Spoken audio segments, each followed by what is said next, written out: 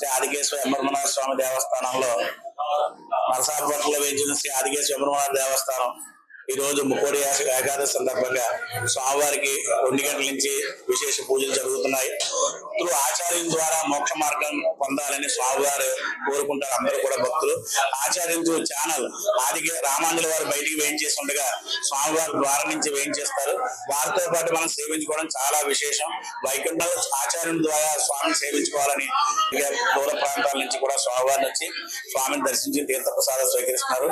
అలాగే ఏప్రిల్ మేలో బ్రహ్మోత్సవాలు, రామానుజ తిరునక్షత్రోత్సవాలు ఇవి 10 రోజులు అవి 10 రోజులు జరుగుతాయి ఏప్రిల్ మేలో. అలాగే దసరాలు 10 రోజులు, అలాగే స్వామివారికి విశేషంగా 30 రోజులు కూడా ధనుర్మాసం విశేషం జరుగుతుంది. అప్పుడు ఆదికేశ్వర పెరుమాళకి ఆండాలకి భోగి రోజు కళ్యాణం జరుగుతుంది. శ్రీమతి రామానుజాయన శ్రీ ఆదికేశ్వర పరబ్రహ్మణ పరమ పవిత్రమైనటువంటి వశిష్ఠ నది తీరంలో వేయించేసినటువంటి శ్రీదేవి భూదేవి సమేత ఆదికేశ్వర స్వామి రామానుజ గారి సన్నిధి ఇవాళ ముక్కోటి ఏకాదశి సందర్భంగా విశేషమైన అలంకరణ, విశేషమైన ఏర్పాట్లు చేయడం జరిగింది. ఈ రోజు ముక్కోటి ఏకాదశి సందర్భంగా ఉదయం 5 గంటలకి ఉత్తర ద్వార దర్శనం జరిగింది. ఉత్తర ద్వార దర్శనం ఈ గుడి యొక్క విశిష్టత ఏమిటంటే కేశవ స్వామి ప్రప్రథమంగా ఉత్తర ద్వారం గుండా రామాంజుల గారికి దర్శన భాగ్యం కలగజేస్తారు. ఆ రామాంజుల గారితో పాటు భక్తులందరూ కూడా స్వామి దర్శనం చేసుకోవాలి. అది గుడి యొక్క విశిష్టత. ఈ ముక్కోటి ఏకాదశి సందర్భంగా భక్తులందరికీ కూడా ఇక్కడ దేవాలయంలో దర్శనం ఉచితంగా ఏర్పాటు చేయడం జరిగింది. ఎటువంటి రుసుము తీసుకోకుండా అందరికీ కూడా ఉచితంగా దర్శనం ఏర్పాటు చేయడం జరిగింది. అలాగే అందరికీ కూడా ప్రసాద వితరణ కూడా ఏర్పాటు చేయడం జరిగింది.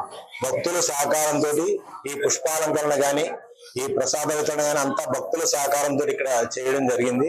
అంతా కూడా స్వామిని వేలాది మంది వచ్చి ముక్కోటి ఏకాదశి సందర్భంగా దర్శించి సేవించుకున్నారు. మా అర్చక స్వాములు ముక్కోటి ఏకాదశి సమయంలో విశేషమైన స్వామివారికి విశేషమైన అలంకరణ చేశారు.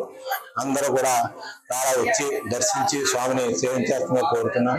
తర్వాత ఈ నెల 14వ తేదీన స్వామివారి భోగి కళ్యాణం జరుగుతుంది. భోగి కళ్యాణం అంటే కేశవ స్వామికి ఆండాళమ్మకి కళ్యాణం జరుగుతుంది.